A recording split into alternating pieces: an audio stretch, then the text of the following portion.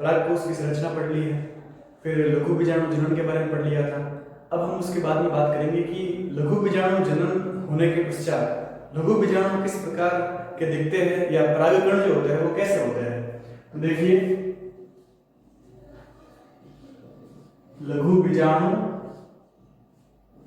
या फिर परागकण क्या चीज होती है।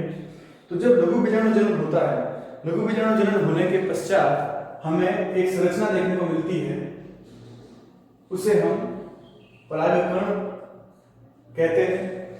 परागकण के चारों तरफ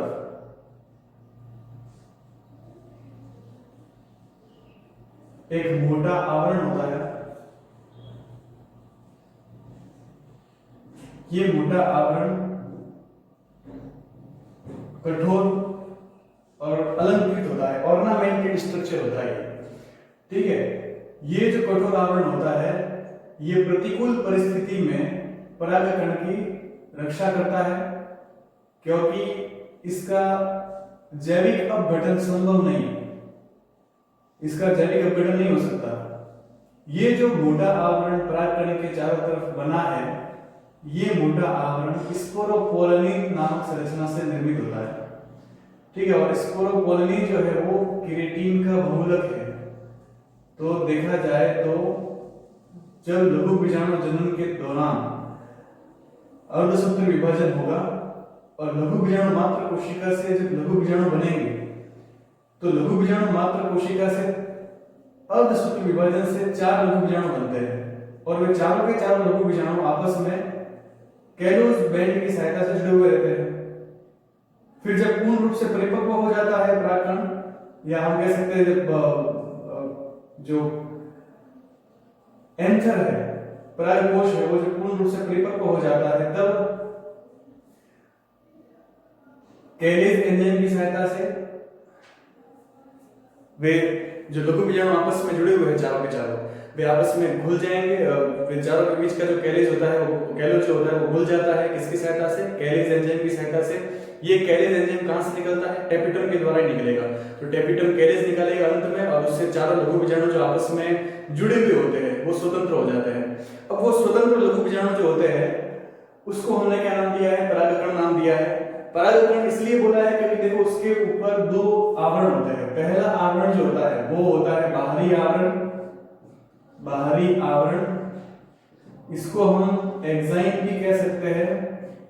और ये एंजाइम जो है वो किसका बना होता है? तो एंजाइम बना हुआ होता है स्पोरोपोलिन का। स्पोरोपोलिन नामक संरचना से बना हुआ होता है। ये मोटा होता है प्लस अलंकृत होता है, ठीक है। और इसका जैविक अपघटन नहीं होता, इसीलिए हमको जीवाश्म के रूप में परागकण आसानी से मिल जाते हैं। फिर उसके अंदर की तरफ एक और आवरण होता है। उस आंतरिक आवरण को हम बोलते हैं इंटाइन। एक और आवरण होगा, उसको आंतरिक आवरण कहते हैं, ठीक है। आंतरिक आवरण को इंटाइन कहेंगे। किसका बना होगा ये पेक्टिन और सेल्यूलोज से मिलकर बना होता है।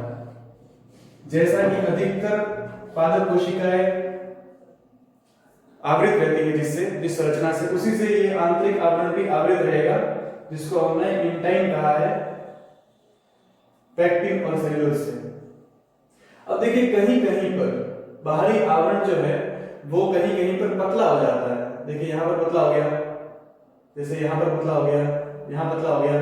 तो जहां पर पतला होता है वहां पर छिद्र बन जाते हैं। क्या बन जाएगा? छिद्र बन जाएंगे। ये जो छिद्र होते हैं उनको हम कहते हैं जनन छिद्र। जनन छिद्र, जर्म पोर कहेंगे। अब देखो अगर द्विबीजपत्री है, अगर जो परागकण हम देख रहे हैं वो द्विबीजपत्री है, तो उसमें हमको 2 अलग अलग प्रकार के छिद्र देखने को मिलेंगे। एक तो समझो सामान्य रूप से ये कोई परागकण है और उसके अंदर हमको ये ऐसे छिद्र दिख रहा है, तो इसको हम बोलेंगे पोरेट प्रकार का पोलन ग्रेन। और यदि सोचो कोई परागकण है द्विबीजपत्री और उसके अंदर हमको लेंस के आकार का या स्लिट के आकार का जनन छिद्र दिखे, तो उसको हम बोलेंगे कोलपेट पोलन ग्रेन।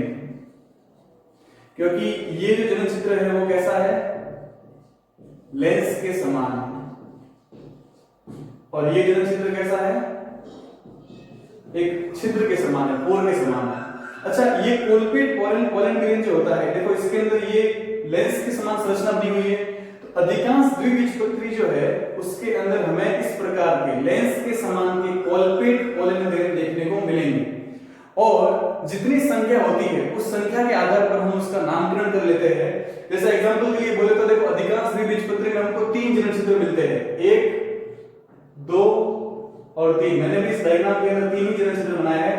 तो ये जो जनन छिद्र है, ये जनन छिद्र 3 है, इसलिए हमने इसको नाम दिया ट्राइकोलपेट। तो ये ट्राइकोलपेट प्रकार का परागकण होगा, ठीक है। अगर एक है तो उसको बोलेंगे मोनोकोलपेट। तो ट्राइकोलपेट का मतलब होता है ऐसा परागकण जिसमें 3 जनन छिद्र पाए जाए, जैसा कि इस चित्र में देखने को मिल रहा है। और मोनोकोलपेट जिसके अंदर केवल एक ही जनन छिद्र हो। ये ट्राइकोलपेट जो है वो हमको द्विबीजपत्री में ज्यादातर देखने को मिलता है। द्विबीजपत्री जो पादप होते हैं उसमें देखने को मिलता है, और जो एक जनन छिद्र होता है वो एक बीजपत्री पादपों के अंदर देखने को मिलेगा। तो ज्यादातर जो एक बीजपत्री पादप होते हैं उसमें मोनोकोलपेट कंडीशन पाई जाती है, और द्विबीजपत्री पादपों में ट्राइकोलपेट कंडीशन पाई जाती है। कोलपेट का मतलब तो छिद्र से है। पृथक पृथक यदि हम एक वचन की बात करें कोलपेट को, तो हम उसको कोलपस कहते हैं। कोलपस का मतलब होता है लेंस के आकार का जनन छिद्र। तो ये कोलपस का मतलब तो छिद्र हो जाएगा, और यदि पोलन ग्रेन के ऊपर वो कोलपस हम स्थापित करें तो हम बोलेंगे कोलपेट पोलन ग्रेन। तो ये हो जाएगा नामकरण या टर्म जो होती है वो पता होना चाहिए। कोलपस का मतलब तो छिद्र है, वो कैसा छिद्र है, लेंस के आकार का छिद्र है, तो हमने कोलपस बोला, इसको ये कोलपस है। और क्योंकि ये पोलन ग्रेन के अंदर है इसलिए हमने बोल दिया कोलपेट टाइप ऑफ पोलन ग्रेन, ठीक है। ये द्विबीजपत्री की बात हो गई है। तो द्विबीजपत्री के अंदर कैसा मिलता है हमको, ट्राइकोलपेट प्रकार का परागकण देखने को मिलेगा। और एक बीजपत्री जो होता है उसमें हमको मोनोकोलपेट टाइप का परागकण देखने को मिलता है। मोनोकोलपेट के अंदर जो परागकण होगा उसके अंदर इस प्रकार से खांच देखने को मिलती है, ग्रूव देखने को मिलता है। तो इसके अंदर हमें ग्रूव या खांच जो है वो जनन छिद्र के रूप में देखने को मिलेगा। तो देखिए अभी तक क्या हम पढ़ रहे हैं, हम पढ़ रहे हैं परागकण क्या होता है। लघु बीजाणु जन्म के बाद में जो लघु बीजाणु बनते हैं और उसके ऊपर जब टेपिटल के द्वारा जो बनने वाला यूविश बॉडी होती है वो आवृत हो जाती है, तो उस आवरण के पश्चात में हमारे पास में जो स्ट्रक्चर बनेगा उसको हम परागकण कहेंगे। परागकण जो होता है वो वास्तव में देखा जाए तो एक सबसे पहली नर युग्मोद्भिद की कोशिका होती है। परागकण क्या होती है, परागकण प्रथम नर युग्मकोद्भिद कोशिका होती है। तो देखो जब हमने ये अध्याय आरंभ किया था तो इसके शुरुआत में हमने बोला था कि द्विबीजपत्री जो पादप होते हैं उनके अंदर युग्मकोद्भिद और बीजाणुद्भिद पीढ़ी पाई जाती है। युग्मकोद्भिद पीढ़ी जो है वो आंशिक होती है और बीजाणुद्भिद पर निर्भर रहती है। और युग्मकोद्भिद का मतलब होता है जब युग्मक बन रहे हैं। तो देखिए ये जो बना है परागकण, ये परागकण नर युग्मकोद्भिद की पहली कोशिका होगी। और क्योंकि पहली कोशिका होती है अभी इसमें अंकुरण होना स्टार्ट हो रहा होता है, इसीलिए हम इसको अपरिपक्व नर युग्मकोद्भिद कोशिका भी कह सकते हैं, ठीक है। इस प्रकार की दिखती है ये। तो इसके अंदर हमको 2 आवरण दिखेंगे। सबसे बाहर वाला आवरण बाहरी आवरण हो जाएगा। किसका बना हुआ होता है ये, स्पोरोपोलेनिन का बना हुआ होता है। मोटा होता है, अलंकृत होता है। कहीं कहीं पर स्पोरोपोलेनिन का जमाव नहीं हो पाता, या वहां से वो पतला होता है, या वहां पर वो अनुपस्थित होता है। उस क्षेत्र पर जनन छिद्र का निर्माण हो जाता है। जनन छिद्र क्या संरचना होती है? देखिए एक छिद्रनुमा संरचना होती है परागकण के ऊपर, जहां से पराग नलिका का निर्माण होगा। जब अंकुरण होगा परागकण का, तो पराग नलिका जहां से निकलेगी तो उसके लिए एक जगह होनी चाहिए, एक स्पेस होना चाहिए। उसी पराग नलिका के निकलने के लिए जो स्पेस प्रोवाइड होता है, उसके लिए जो स्ट्रक्चर बनता है, उसी को हम जनन छिद्र कहते हैं। ये तो बाहरी आवरण की बात हो गई। आंतरिक आवरण जो ये है, ये आंतरिक आवरण जो होता है, ये बना हुआ होता है पैक्टिन और सेल्यूलोज से, सामान्य होता है। ठीक है, पराग नलिका का निर्माण इसी आंतरिक आवरण के अंदर बनने वाली कोशिकाओं के द्वारा होगा। तो ये तो हमने बाहर के दो आवरण की बात कही। इसके अंदर जो हमें कोशिका देखने को मिलेगी, ये अभी तक केवल एक ही कोशिका है। ठीक है, केवल एक ही कोशिका है, लेकिन बाद में जब नर युग्मक जनन हम इसमें पढ़ेंगे आगे वाले टॉपिक में, तो नर युग्मक जनन के अंदर हम बात करेंगे कि इस कोशिका के अंदर किस प्रकार से असमान समसूत्र विभाजन होगा और उससे काई कोशिका और जनन कोशिका बनेगी। तो अभी हमको केवल ये पता रखना है कि लघु बीजाणु जनन वाले टॉपिक के बाद में जो परागकण स्ट्रक्चर आता है, वो परागकण कैसा होता है और उसके अंदर की प्रॉपर्टी कौन कौन सी होती है, क्या क्या होती है। तो ये एक सामान्य सा परागकण का इंट्रोडक्शन है। इसके बाद हम पढ़ेंगे परागकोश का स्फुटन कैसे होगा। तो परागकोश का स्फुटन किस प्रकार से होता है वो हम बात करेंगे। तो देखिए, हमने बात की थी कि परागकोश के जो हमने जब अनुप्रस्थ काट उसका देखा था, तो उसमें हमने देखा कि किसी भी परागकोश में या एक प्रारंभिक परागकोश के अंदर 4 लेयर होती है। सबसे बाहर वाली अधिचरण होगी, परागकोश का स्फुटन, परागकोश का स्फुटन। तो परागकोश के स्फुटन में हमने बात की कि देखो, परागकोश में 4 लेयर होती है। सबसे बाहर वाली लेयर जो है उसको हम बोलेंगे अधिचर्म, फिर सेकंड लेयर जो होती है उसको बोलेंगे हम एंडोथीसियम,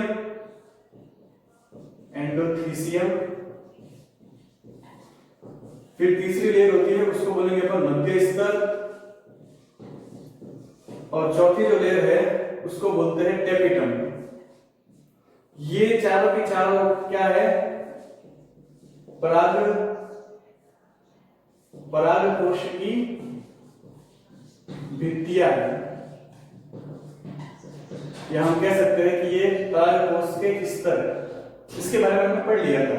हमारा टॉपिक है स्फुटन, कि परागकोश का स्फुटन कैसे होता है। देखिए, स्फुटन का मतलब होता है सामान्य भाषा के अंदर फटना। जब परागकोश पूरी तरीके से परिपक्व हो जाए तो वो किस प्रकार से फटेगा और उसके अंदर जो हमने परागकण पड़े हैं वो किस प्रकार से बाहर जाएंगे या उनका परागण कैसे होगा, ये इस टॉपिक में हम पढ़ते हैं। तो देखिए, ये कोई भी एक पुंकेसर है। पुंकेसर में इसको बोलते हैं अपन पुतंतु। पुतंतु जहां से जुड़ा होता है ऊपर परागकोश से, उसको हम बोलते हैं योजी, और ये हो जाएगा परागकोश। परागकोश का अनुप्रस्थ काट अगर हम देखें तो इसके अंदर हमको इस प्रकार से ये स्ट्रक्चर देखने को मिलेगा। अब देखिए, इसमें इसको मैं डिटेल से नहीं बनाऊंगा, केवल एक समझाने के लिए, क्योंकि ये टॉपिक हमने पढ़ लिया है। लेकिन चूंकि परागकोश के स्फुटन में हमें थोड़ा सा वापस स्तर, जो परागकोश की भित्तियां होती है या परागकोश के जो स्तर होते हैं उसके बारे में पता होना चाहिए, इसलिए मैं उसको थोड़ा सा रफली जल्दी बना रहा हूं।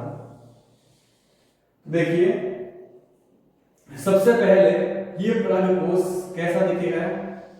इस टाइप का दिखता है, इस टाइप से ये दिखता है।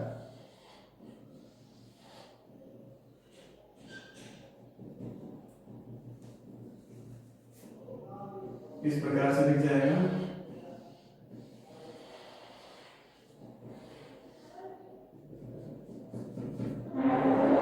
यहां पर हो जाएगा कैम्बियम संबंध,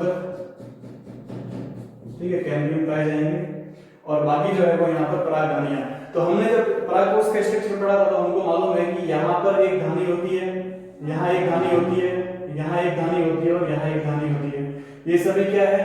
ये बीजाणु धानी है, बीजाणु धानी, क्योंकि 4 बीजाणु धानी होती है टोटल। कितनी बीजाणु धानी होती है? 4। तो 4 बीजाणु धानी पाई जाती है, इसीलिए हमने बोला था ये टेट्रा स्पोरेंजिएट टाइप का एंथर होता है, परागकोश होता है। ये स्टार्टिंग वाली कंडीशन है, जब परागकोश धीरे धीरे परिपक्व हो रहा होता है उस समय की बात है। तो देखिए इसमें सबसे बाहर वाली लेयर अधिचर्म हो जाएगी, ठीक है, सबसे बाहर वाली लेयर क्या हो जाएगी? अधिचर्म हो जाएगी। फिर उसके बाद में आ जाएगा एंडोथीसियम, तो ये हो जाएगा एंडोथीसियम, ये हो जाएगा अधिचर्म, और इसके बाद में ये आ जाएगा एंडोथीसियम। फिर आ जाएगा मध्य स्तर, तो ये अंदर की तरफ का आ जाएगा मध्य स्तर। फिर मध्य स्तर के बाद आ जाएगा टेपिटम, तो सबसे अंदर आ जाएगा टेपिटम।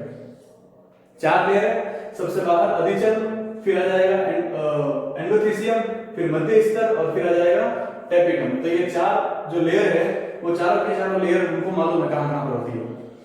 जब परागकोश के अंदर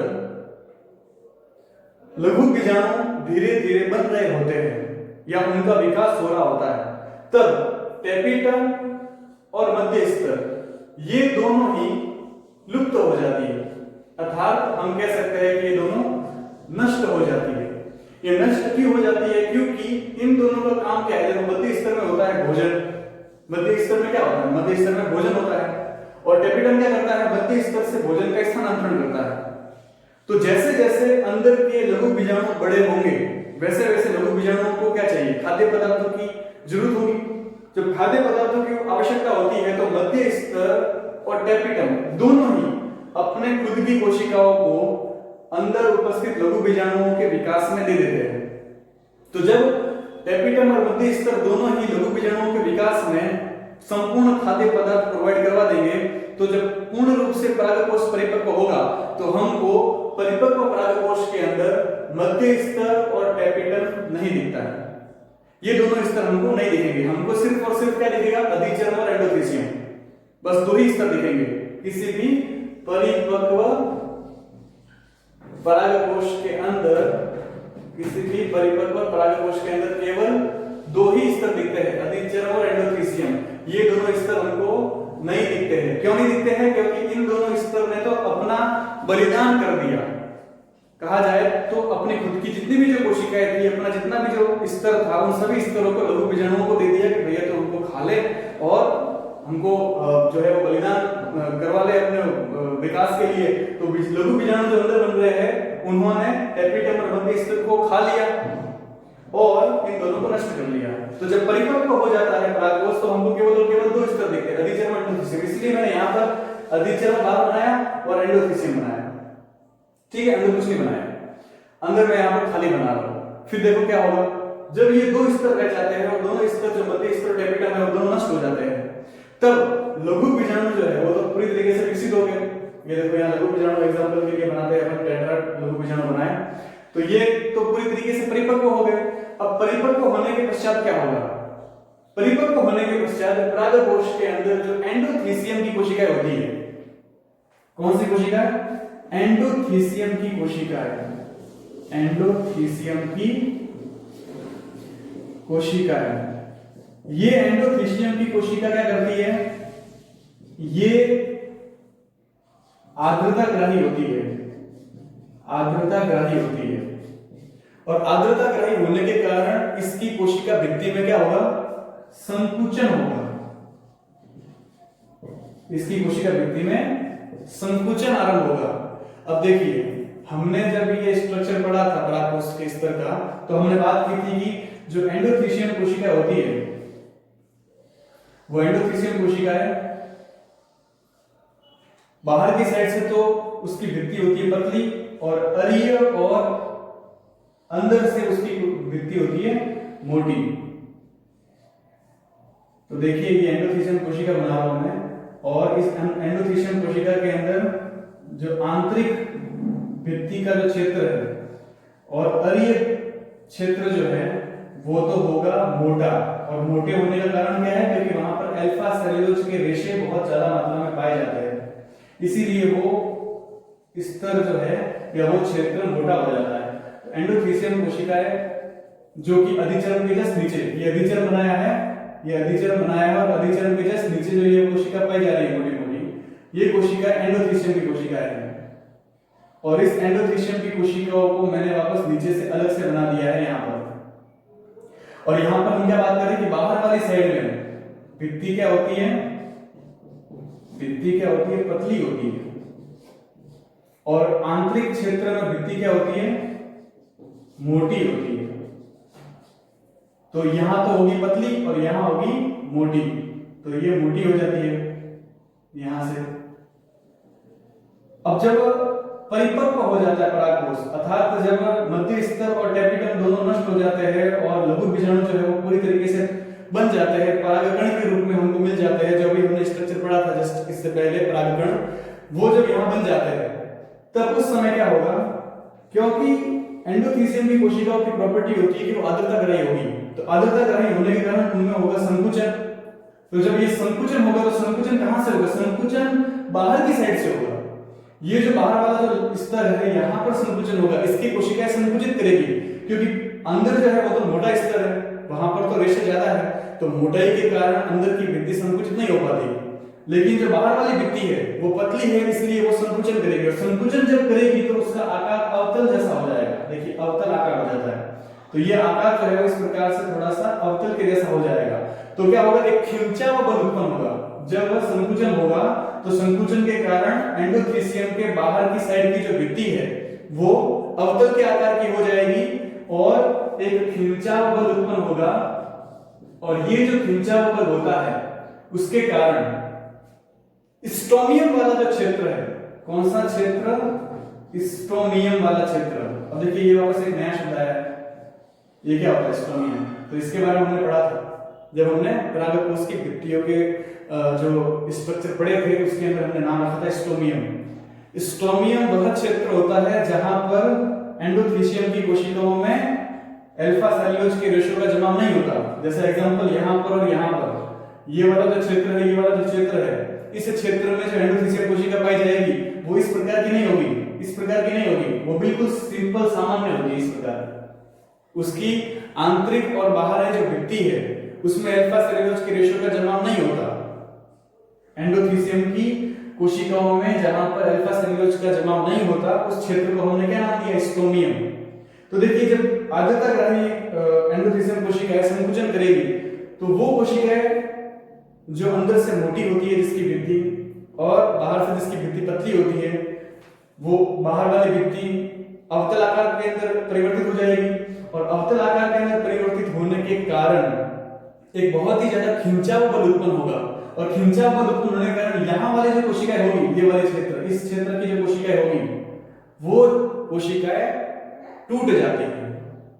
अर्थात हम कह सकते हैं कि जब ये वाला क्षेत्र और ये वाला क्षेत्र दोनों ही, सोचो एग्जांपल के लिए, ये दोनों आपस में मिले हुए थे, ये यहाँ से और ये यहाँ से मिला हुआ था, इस प्रकार से ये मिले हुए थे, और जब इधर वाले और इधर वाले एंडोथीसियम कोशिकाओं में खिंचाव हुआ तो इस प्रकार से जैसे ये खिंचाव होगा तो ये जो जहां से बीच वाला जो जुड़ा हुआ है इसको हमने स्ट्रोमियम बोला है। यहाँ पर एंडोथीसियम की कोशिकाओं में कोई अल्फा सेलुलोज के रेशो का जमाव नहीं है, तो जब इधर और इधर की एंडोथीसियम कोशिकाओं में खिंचाव होगा तब वो खिंचाव के कारण, संकुचन के कारण स्ट्रोमियम वाले क्षेत्र की कोशिकाओं को तोड़ देगी, और तोड़ने से परागकोश से क्या हो जाएगा, स्फुटन। इसी प्रक्रिया को हम परागकोश का स्फुटन कहते हैं, और परागकोश के स्फुटन के कारण अंदर उपस्थित जितने भी जो लघु बीजाणु होते हैं वो सभी लघु बीजाणु आराम से बाहर मुक्त हो जाते हैं, और इस बाहर की तरफ जाना क्या कहलाता है, परागण कहलाता है। परागण किसे कहते हैं, परागण किसी भी पुष्प के परागकोश के अंदर उपस्थित परागकणों का किसी दूसरे पुष्प या उसी पुष्प की वर्तिकाग्र पर जाने की प्रक्रिया परागण कहलाती है, पॉलिनेशन कहलाती है। तो पॉलिनेशन कब होगा, पॉलिनेशन तब होगा जब ये भित्ति टूटेगी, और भित्ति कब टूटेगी, जब एंडोथीसियम कोशिकाओं के अंदर क्या होगा, संकुचन होगा, और संकुचन कब होगा, जब परागकोश परिपक्व हो जाएगा, जब अंदर उपस्थित परागकण जो है वो तैयार हो जाएंगे कि भाई हम तैयार है बाहर जाने के लिए, तब ये भित्ति टूट जाएगी। परिपक्व परागकोश के अंदर, परागकोश के अंदर कितनी भित्तियां होती है, केवल 2, अधिचर्म और एंडोथीसियम। बाकी की 2 भित्तियों क्या होता है, बाकी की 2 भित्तियां मध्य स्तर और टेपिटम जो है वो परागकण को को शहीद कर देती है, नष्ट हो जाती है। तो ये पूरा का पूरा टॉपिक है परागकोश का स्फुटन, जिसमें परागकोश जो है वो स्फुटित हो जाता है, स्ट्रोमियम वाला क्षेत्र टूट जाता है और अंदर उपस्थित परागकण बाहर की तरफ निकल जाते हैं। तो ये पूरा का पूरा एक टॉपिक है परागकोश का स्फुटन। इसके बाद में टॉपिक स्टार्ट होता है नर युग्मक जनन।